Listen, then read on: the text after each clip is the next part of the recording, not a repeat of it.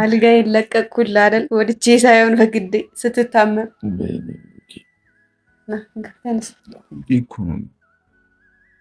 ቦራችን የሀይሚዬ ንጉስ ከክፉ ነገር ይጠብቅህ፣ እግዚአብሔር ጨርሶ ይማርህ። እንግዲህ ቀን እንደደነገጥ ነው አይደለም፣ ቪዲዮ ላይ ደህና ሆኖ አይተነዋል። እንግዲህ ቦራ ጨጓራም አለበት ያመኛል፣ ኃይለኛ ጨጓራ ይላልና በቂ ውሃ መጠጣትም እረፍትም ያስፈልጋል። እንግዲህ ሀይሚና ብሩክ እንደምታውቋቸው በኃይለኛው ነውና ፕራንክ ምንም የሚሰሩና ብቻ ከባድ ነው። ግን ፈጣሪ የጠብቃችሁ። ሀይሚዬ የኔ ቆንጆ እንዴት እንደሆነች እስኪ እዩዋት።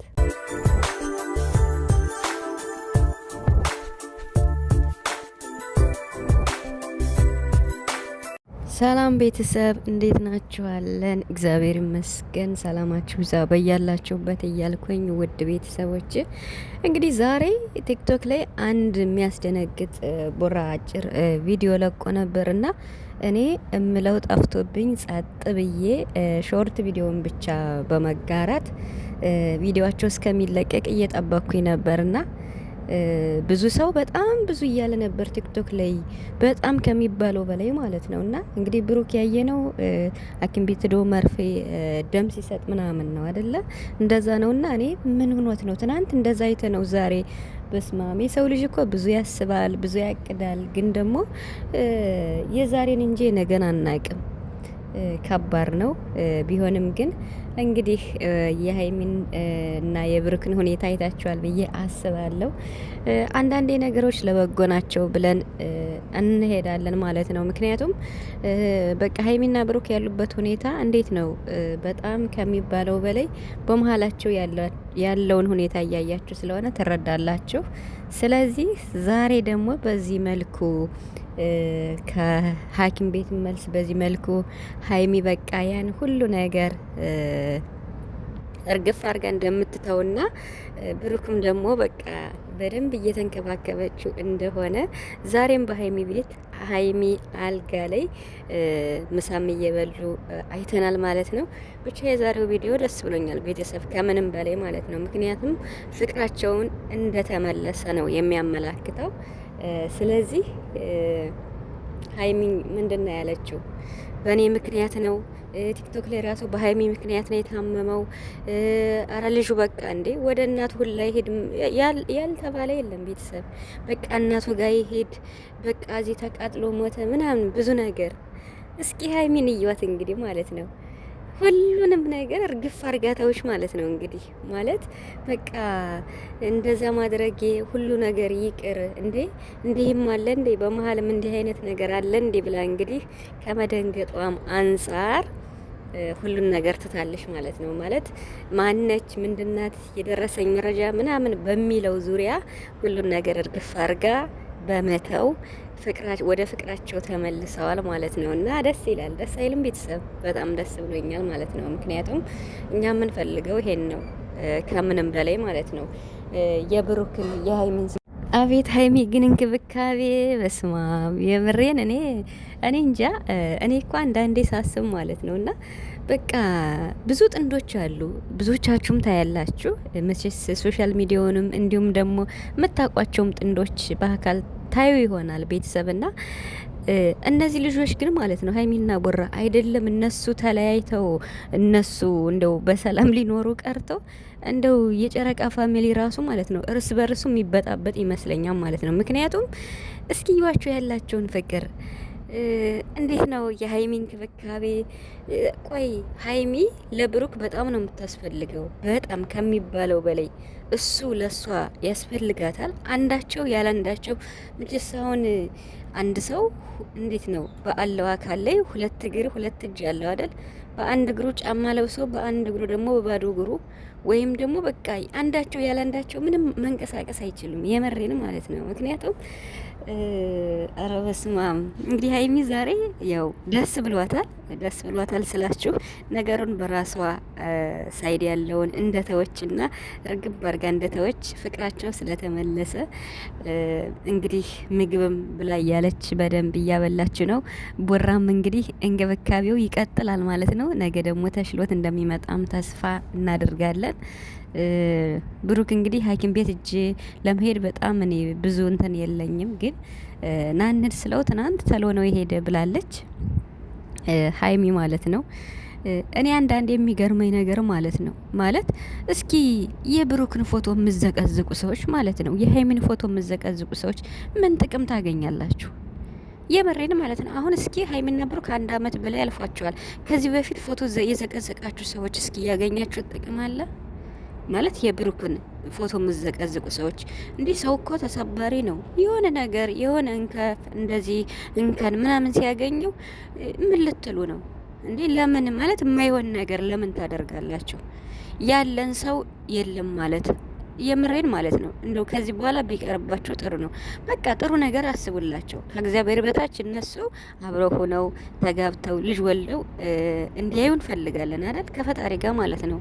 ግን ደግሞ እናንተ ከዚህ ከኋላ ያለን የምንከተል መልካም ነገር ተመኙላቸው። በተለይ በጣም ጦርነት ያለ ቲክቶክ ላይ ነው። በቃ በግሩፕ ተከፋፍለው ማለት ነው። እና የምር ማለት ነው ተው በቃ የሀይሚንም ፎቶ አዘግዝቁ፣ የብሩክንም ፎቶ አዘግዝቁ። ምን ይጠቅማል? ምንም አይጠቅምም። አሁን የሰው ፎቶ ዘግዝቃችሁ ስለዚያ ሰው ስታወሩ ውላችሁ ያ ሰው ታሞ ሆስፒታል ስታዩት እስኪ ምን ይሰማችኋል? ይሄን ማሰብ አለባችሁ። የሰው ልጅ ያኔ እንዴት ነው ቁሞ አይቀርም ተሰባሪ ነውና በኔ ብላችሁ አስቡ። እኔ ዛሬ የምር በጣም ነው የደነገጥኩት። እንዴ ትናንትና እንደዚህ አይነት ቪዲዮ ሰርቶ ብሩክ ዛሬ ምን አገኘው? እኔ በቃ መኪና ሲነጃ ምንድነው ተጋጨ እንዴ?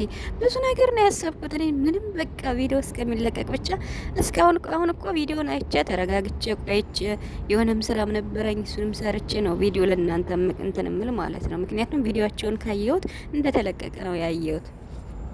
እና ሀይሚ ቆንጆ ለብሩክ በጣም ነው የምታስብለት። በጣም ምርጥ ሴት ናት። የምሬን ማለት ነው።